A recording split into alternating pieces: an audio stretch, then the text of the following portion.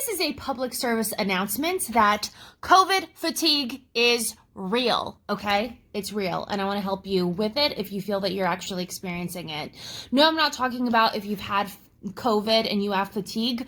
I'm talking about the fatigue, the depression, the emotions that have taken over our brains and our bodies as a result of 2020 going into 2021. So if you didn't know this, it used to be 1 in 10 people experienced depression. Then 2020 hit and it's now 1 in 3. Okay, it was 1 in 10 and now it's 1 in 3 people. What's going on? Why is that happening? Well, a lot of factors. This is actually just an easy one, so I want to address this. Have you ever gotten cabin fever?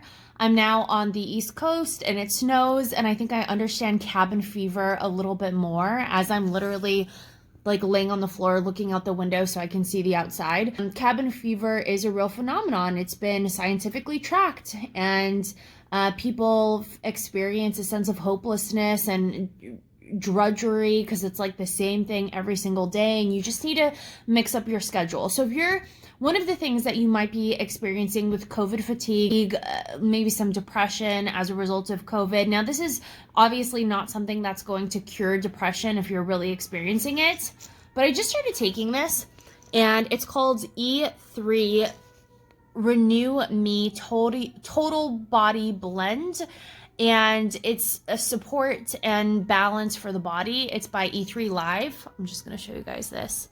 Got it on Amazon for $15, and it really helps. It helps with energy and focus. And when we're dealing with depression or anxiety or any type of emotional disrupt in the body, we have to take a few different approaches.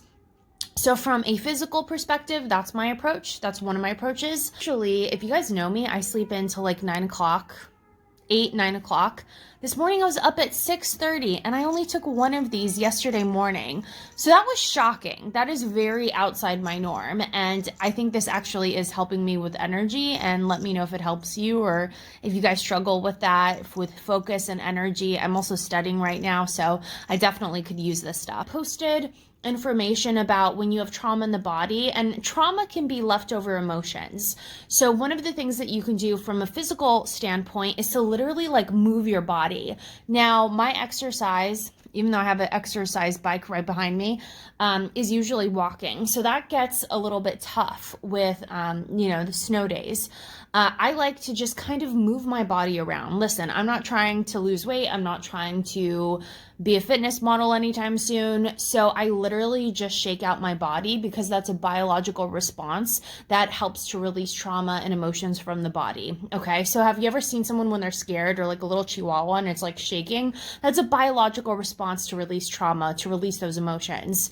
And then the other thing, when it comes to specifically COVID fatigue, which is essentially a type of depression, whether we realize it or not, we've gone through a major trauma. We're feeling extremely disenfranchised. We don't know what's going to happen in the future.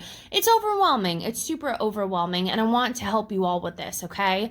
So one of the things that I was just studying, actually, I was looking at the psychodynamic approach to psychology, and one of the leading people that you probably all know is Freud, right? He's all about like everyone is angry and horny, and like it just like causes all this disruption.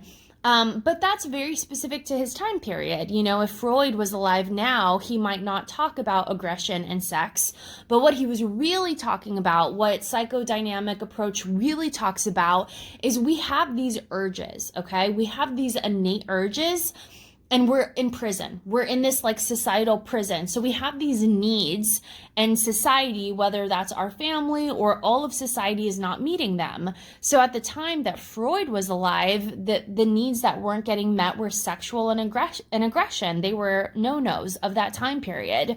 But what worries me about a lot of people like jumping on one another and this whole like suppression of self-expression is an innate need.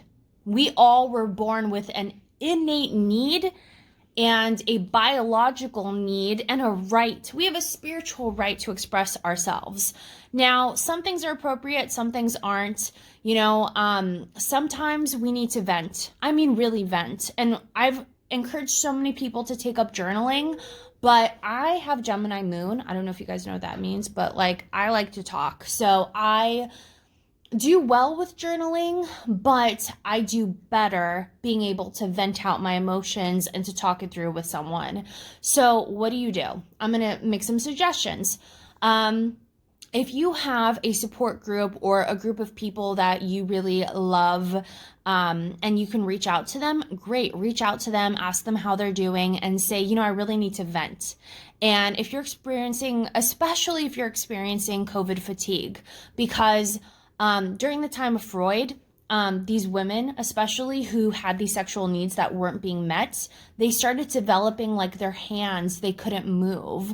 And they started developing these physical symptoms that were really odd during the time. Now, it's so not common nowadays for these symptoms to appear because we don't have the suppression of the same needs. But right now, what I'm really seeing is that people can't express themselves healthily. They can't vent without being judged for what they're going to say or just getting things off of their chest. And that's really important. It's a need for us to be seen and heard in this world. And if you want to look at dysfunction, if you want to look at an approach to life that literally breaks people down, so don't talk, don't feel, don't remember, so don't bring up stuff from the past, and don't trust.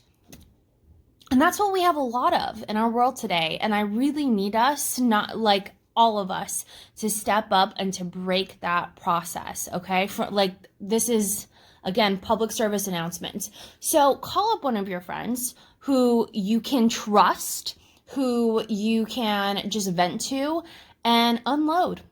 And maybe send them this video to prepare them for what you're about to do, and just let them know, hey, I need to vent, and I know that you might have, differences. Even politically, I find that I have to vent about how I feel politically. Now, my best friend might feel completely different, but it's a very stressful topic within the last 2 years. And it could be about COVID, and maybe we have differing opinions about COVID. Maybe it's about the Super Bowl. Maybe it's about whatever it is, but we need to be able to vent to one another and to get it off of our chest without it becoming a fight. We need just a platform to be able to express ourselves, because when we're that overwhelmed with emotions and thoughts, what happens? Remember what I said about the women who their hands were freezing up? We're experiencing anxiety and depression because we have an overwhelm of emotions and we don't know how to process it. This is very unprecedented times, and this is like boot camp for mental health, and we need to really deal with this. We need to grab the bull by the horns, become grown-up girls and boys, and learn how to deal with our shit, learn how to deal with our emotions. We've never had to deal with emotions the way that we have to deal with emotions now. If you really are looking to be emotionally just sober and peaceful and serene, this is one aspect that I've noticed this year that might be contributing to fatigue and depression and feeling hopeless and feeling alone and alienated, because those are some of the symptoms of people who have depression. They feel alone, they feel alienated, they feel hopeless.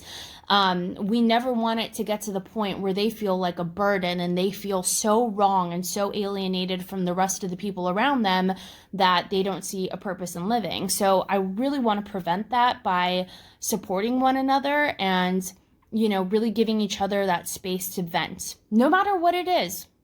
Another thing that you can do is there are so many, there's so many support groups out there, and I think they are so essential to living a healthy life. I don't think anyone on earth should not be a part of a support group, because these are other human beings. And yeah, you're going to have to humble yourself to do this, but these are other human beings that want to get better. They want to work on themselves, and they want to focus their lives in a positive direction. So maybe you join some type of a study group or some type of a support group, and maybe if you're religious, you can join, maybe a Bible study or a church group that's working together, a support group, a support network.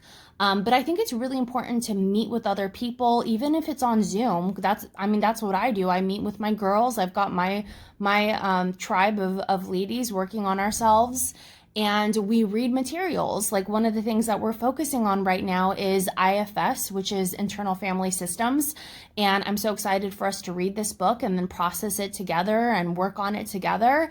And this is just a bunch of ladies getting together and working on ourselves. And we decided on the time each week, and we get on Zoom and we read through the book and we, process things together. And that's what we do. And what it creates is a tribe. And we need a tribe. And we are tribal people. I don't have the scientific studies for that today. I think I've talked quite a bit, but I think it's really important that we have a sense of community during this time. So I want us to break this pattern of feeling alone, feeling isolated, feeling hopeless. And I want you to create change for yourself. If you're willing to do something different, and if you take action, you are absolutely not going to be in the same circumstance that you are today. Okay? So if you're willing to do something different, if you're willing to make change in your life, if you're willing to take action and get a tribe for yourself, I promise you, you will get yourself out of COVID fatigue. And it is real. It is awful. I definitely empathize with all of you, but I love you too much to watch you stay in it. Okay? Love you guys so much.